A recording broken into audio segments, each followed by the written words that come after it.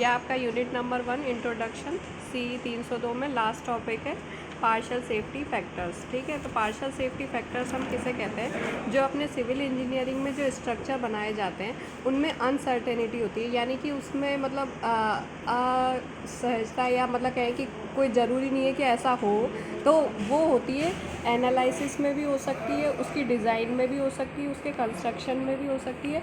तो कोड ने क्या किया कि पार्शियल सेफ्टी फैक्टर को गुणा किया कैरेक्टरिस्टिक एक्शन से। तो यहाँ पर कैरेक्टरिस्टिक एक्शन का मतलब लोड से या फिर मटेरियल से है ना। ठीक है, तो यानी कि आपके किसी भी कंस्ट्रक्शन में जो सिविल इंजीनियरिंग के थ्रू बनाया जाता है उसके लोड की भी अपन को फिक्स पता नहीं है कि एक्चुअल जो स्ट्रक्चर है उस पर कितना लोड लगेगा, और मटेरियल की भी कोई ज़रूरी नहीं है कि जितनी अपन को पता है कि स्ट्रेंथ होनी चाहिए, लेकिन वो अकॉर्डिंग टू इन्वायरमेंट वैसी वो गेन कर पाएगा या नहीं कर पाएगा। तो इसीलिए हम क्या करते हैं, उसके लिए पार्शियल सेफ्टी फैक्टर लगाते हैं कि आप मिनिमम अगर ऐसा रखेंगे तो आपका जो स्ट्रक्चर है वो अपने लाइफ स्पान में कभी भी फेल नहीं होगा। तो पार्शियल सेफ्टी फैक्टर आपको पता चलेगा कि क्या होता है, यानी आपको गुणा करना पड़ता है इस चीज़ को आपके जो भी फॉर्मूला होता है उसमें।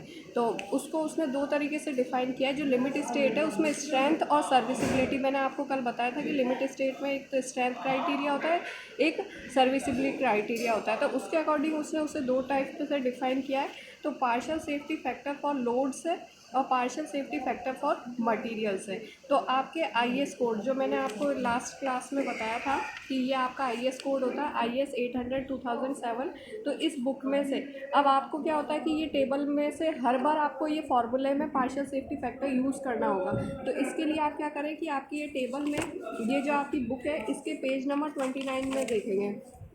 तो पेज नंबर 29 और आपकी टेबल नंबर 4, तो मैंने आपके यहाँ पे जो नोट्स हैं इन पे भी लिख रखा है टेबल नंबर 4 और आईएस 800 में पेज नंबर 29। तो इसमें आप देखेंगे तो partial safety factor for loads, तो इसे किससे गामा एफ से इंडिकेट करते हैं। अब इसमें आप देखेंगे कि इसमें डिफरेंट डिफरेंट कॉम्बिनेशंस बता रखे हैं, डिफरेंट डिफरेंट, जैसे एक तो लिमिट स्टेट फॉर स्ट्रेंथ बता रखा है, लिमिट स्टेट फॉर सर्विसिबिलिटी बता रखा है। तो यहाँ पर आप देखेंगे जैसे dead load, live load, crane load, wind load, earthquake load, इन सब के अलग अलग कॉम्बिनेशन बता रखे हैं और उस कॉम्बिनेशन के अकॉर्डिंग आपको पार्शियल सेफ्टी फैक्टर लगाना होगा। तो आपकी जो maximum value partial safety factor की है वो 1.5 है और जो मिनिमम वैल्यू इसने दे रखी है वो 2.35 है, यानी आपका 1.5 गुणा जो भी आपका फार्मूला होगा उसमें आप इसे यूज़ करेंगे। तो आपके ये फार्मूलाज हैं वो भी इसके अंदर दे रखे हैं।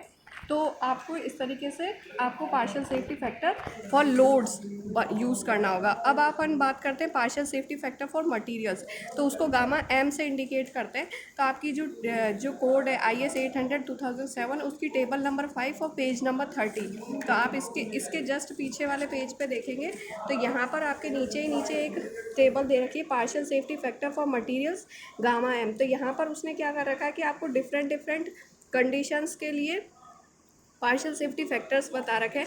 तो जब अपन आगे चल के जब आपके बोल्टेड कनेक्शन और वेल्डेड कनेक्शन पढ़ेंगे तो वहाँ पर आपका ये डायरेक्टली इस्तेमाल होगा। तो देखिए जैसे रेजिस्टेंस गवर्नड बाय यील्डिंग, तो अगर यील्डिंग की कंडीशन होगी तो गामा एमओ से इंडिकेट करेंगे और इसमें आपकी पार्शियल सेफ्टी फैक्टर की वैल्यू 1.10 है। उसी तरीके से अगर बकलिंग वाली कंडीशन, तो जैसे जब कंप्रेशन मेंबर की डिज़ाइन करेंगे तो बकलिंग वाली कंडीशन आएगी तो उसमें आपका पार्शियल सेफ्टी फैक्टर गामा 1.10। फिर उसी अलग तरीके से मैं अगर अल्टीमेट स्ट्रेस की बात करूँ तो 1 फिर अगर जैसे मैं नेक्स्ट आपको बताया कि बोल्टेड कनेक्शन है, तो बोल्टेड कनेक्शन में उसने दो अलग अलग कंडीशन बता रखी है। तो उसमें क्या है, एक तो शॉप फैब्रिकेशन है और एक फील्ड फैब्रिकेशन है।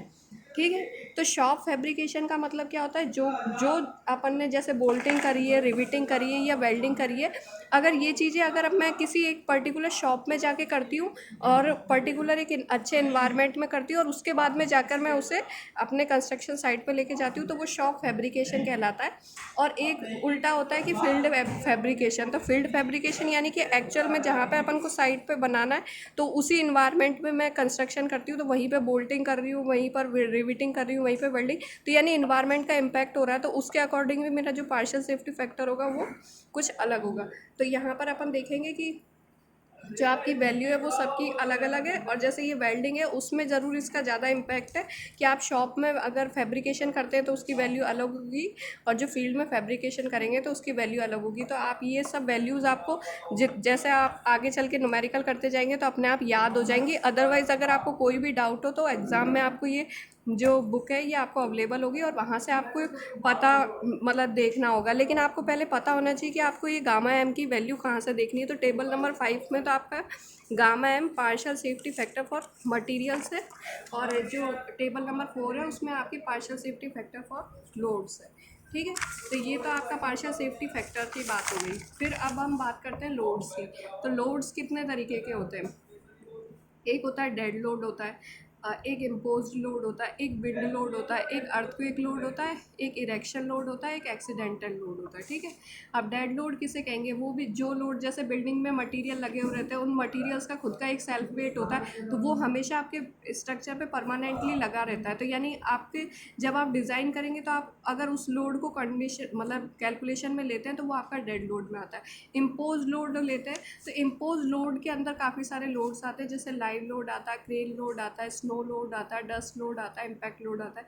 यानी कि अगर जैसे जो मूवेबल होते हैं, यानी कि वो किसी वक्त तो लगते हैं लेकिन किसी वक्त नहीं लगते, तो वो वाले जो लोड होते हैं वो इम्पोज लोड होते हैं, और जो हमेशा लगते हैं वो आपके डेड लोड होते हैं। एक होता है विंड लोड। तो जब आप ट्रस की डिज़ाइन करेंगे तो विंड लोड का सबसे ज़्यादा इम्पैक्ट है, क्योंकि अपन को पता है कि ये ऊपर छत है और इसमें हवा का बहुत ज़्यादा इम्पैक्ट होता है, क्योंकि ये पूरी स्टील की बनी हुई रहती है। तो इसीलिए उसकी मतलब जब कैलकुलेशन करेंगे अपन लोड्स की, तब आपको विंड लोड का बहुत इस्तेमाल करना है। नेक्स्ट है अर्थक्वेक लोड। जैसे कई जगह ऐसे होती है जहाँ पर कंस्ट्रक्शन किया जाता है, वहाँ पर अर्थक्वेक का बहुत ज़्यादा इम्पैक्ट होता है, तो वहाँ पर अर्थक्वेक लोड का इस्तेमाल किया जाता है। एक चीज़ का आपको हमेशा ध्यान रखना है कि कभी भी विंड लोड और अर्थक्वेक लोड साथ में नहीं लगते।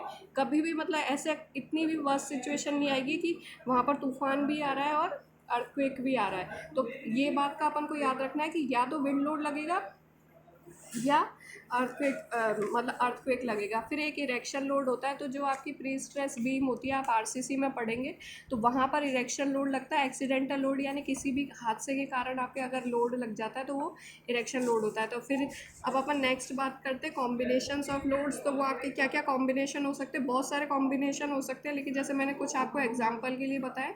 एक डेड लोड है, dead load plus impact load है, dead load plus wind load है, dead load plus earthquake load है, डेड लोड प्लस टीएल है। टीएल यानी आपका टेम्परेचर लोड है। फिर डेड लोड आई एल और डब्ल्यू एल, यानी आपके डिफरेंट डिफरेंट कॉम्बिनेशन इन्हीं लोड्स के आपस में किसी भी स्ट्रक्चर पर लग सकते हैं, और आपको वो पर्टिकुलर बताएंगे कि आपके किस तरीके के लोड होंगे, या फिर आपको एज ए सिविल इंजीनियर पता होना चाहिए कि किसी भी स्ट्रक्चर पे किस वाले लोड का ज़्यादा इम्पैक्ट होगा, और उसके अकॉर्डिंग अपन कैलकुलेशन करेंगे।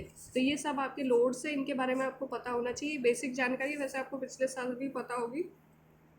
अब अपन नेक्स्ट बात करते हैं प्रॉपर्टीज़ ऑफ स्टील स्ट्रक्चर। ठीक है, तो आपके जो स्टील स्ट्रक्चर की दो तरीके से उसने डिफाइन किया है, एक तो आपकी फिजिकल प्रॉपर्टी होती है और एक आपकी मैकेनिकल प्रॉपर्टी होती है।